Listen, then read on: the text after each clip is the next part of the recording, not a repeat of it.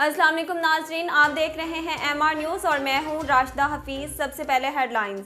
वज़ीर आज़म इमरान खान की ज़ेरे सदारत पार्टी क़यादत का अहम इजलास आज होगा, जिसमें इंतखाबी इस्लाहात और इत्तेहादियों के तहफ़्फ़ुज़ात पर मुशावरत की जाएगी।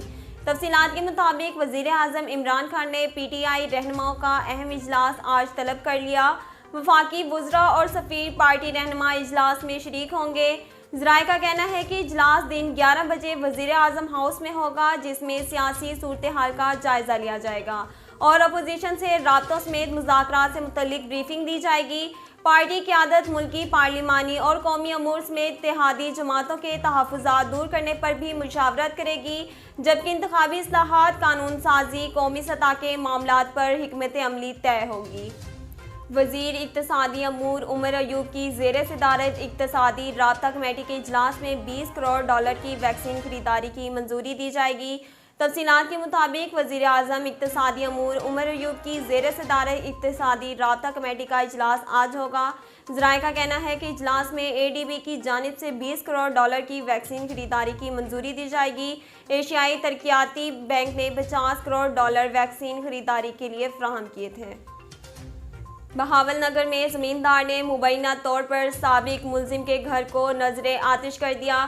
पुलिस के मुताबिक घर को आग लगाए जाने का अफसोसनाक वाक़या बहावलनगर में पेश आया, जहां मुलाजमत छोड़ने पर ज़मींदार ने अपने साबिक मुलाजिम के घर को आग लगा दी।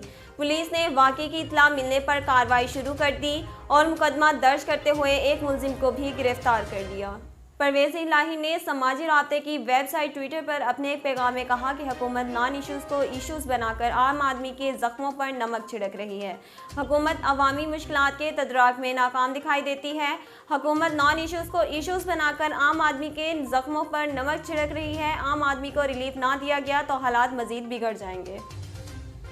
चेयरमैन PCB रमीज़ राजा ने कहा, पाकिस्तान टीम को शिकस्त से खौफजदा नहीं होना चाहिए, मेरे होते हुए टीम पर कोई प्रेशर नहीं होगा।